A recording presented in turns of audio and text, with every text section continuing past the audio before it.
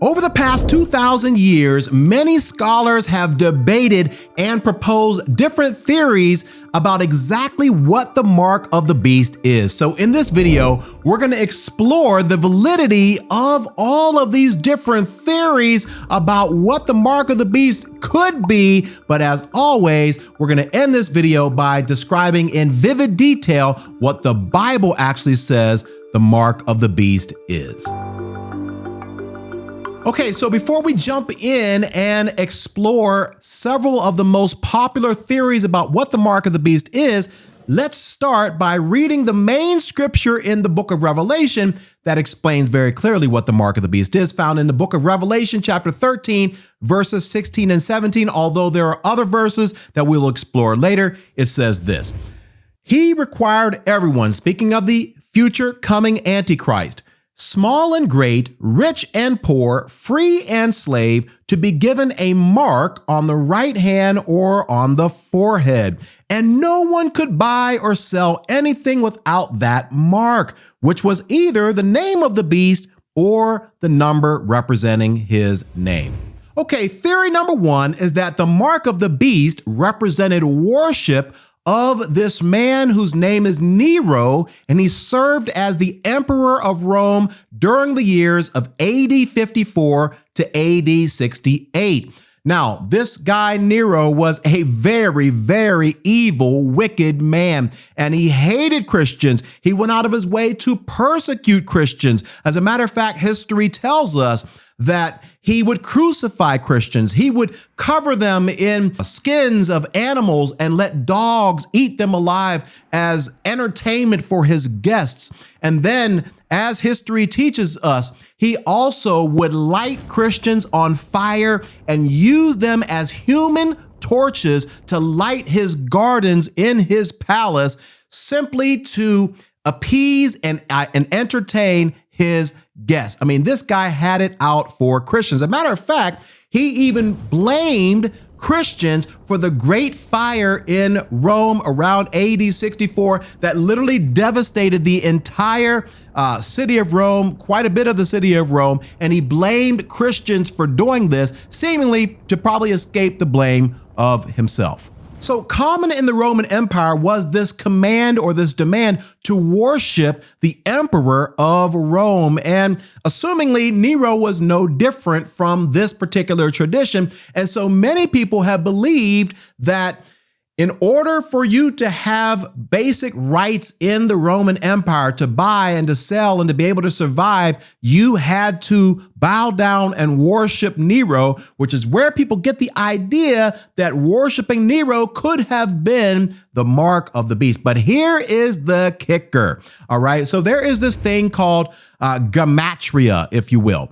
And basically all that is that for every single letter in the Hebrew language, there is an associated numerical value. And so if you put the name Nero Caesar in Hebrew, I think it's Neron Caesar or whatever, all right? If you break down all the letters of his name and you look at the numerical values of his name, you add them all up, it adds up to the number 666, which we know is the mark of the beast. That is the number that's associated, rather, with the mark of the beast. So from this, many people believe that John, who is the writer of Revelation, was using 666 as some sort of code language to refer to Nero, because obviously, he didn't want to mention that Nero was evil because his life could be at danger. So he used this number 666 as code language to disguise his writing, but he was really referring to Nero. So could worshiping Nero in the first century be the mark of the beast? Let's move on to theory number two.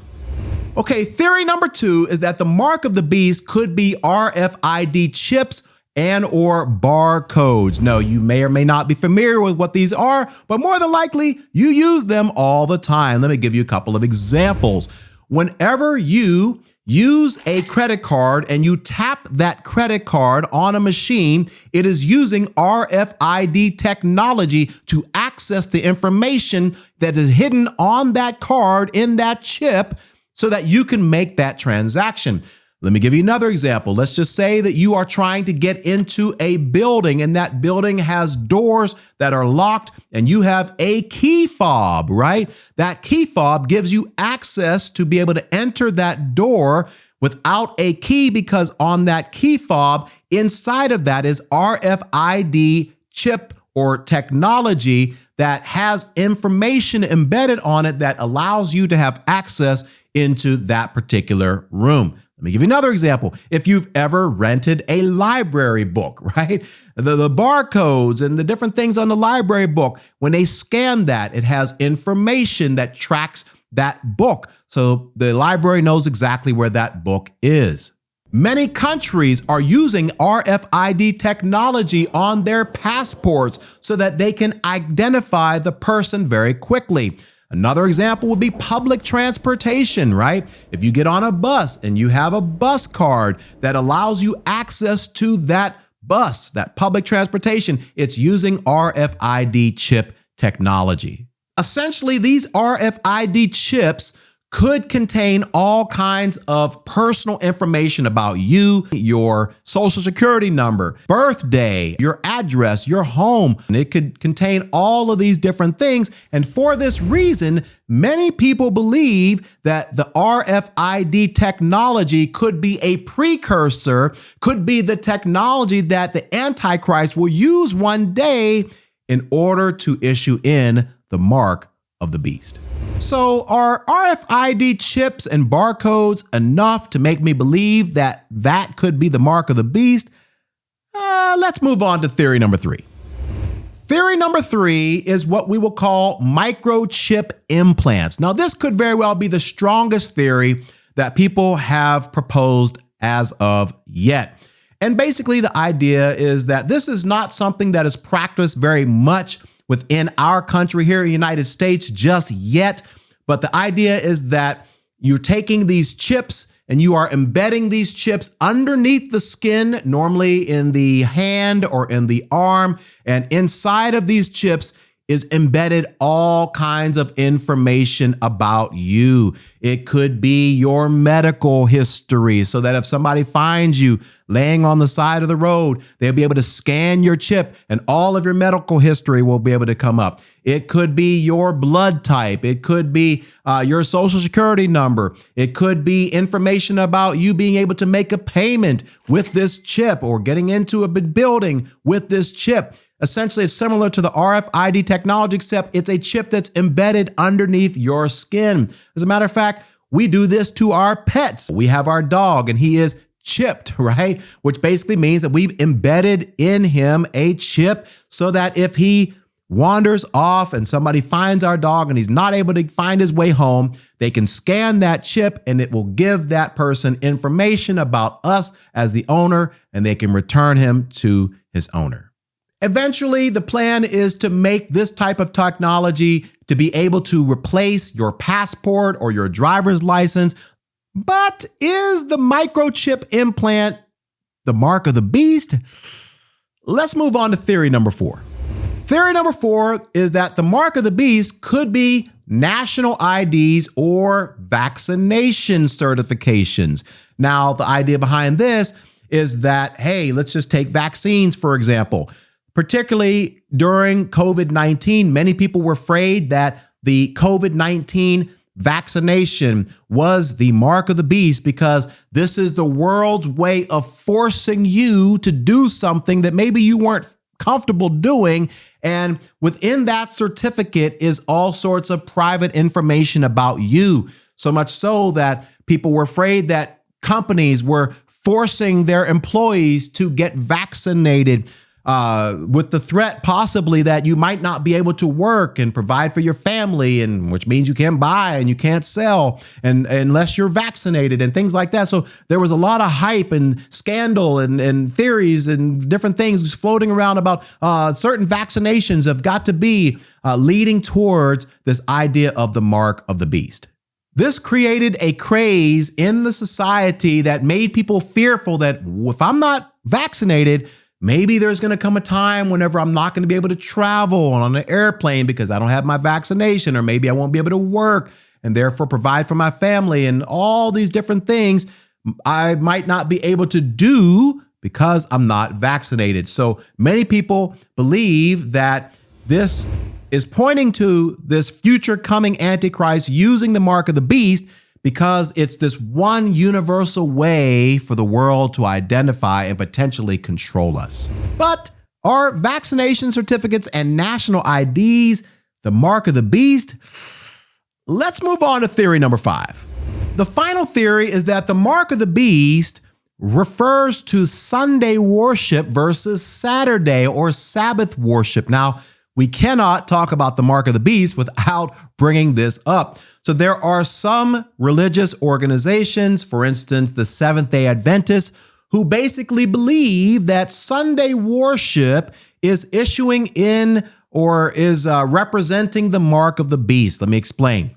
They believe that God has created this one day called the Sabbath day, which starts on sundown on Friday evening and ends on sundown on Saturday, or we would just call that the Sabbath or Saturday. And this is a day, the day that you need to worship God and you need to rest and you need to cease from your work. Well, the Protestant Christians have come along and redefined and changed this day of worship from Saturday to Sunday. And this means that people who do this are following man-made traditions instead of God's law. You're elevating man-made traditions as it relates to worship above God's law, thus representing a false religious system, a false system of worship, which once again, if you look at the book of Revelation, you'll know that this is one of the things that the Antichrist is going to try to usher in, which is this false worldwide religion.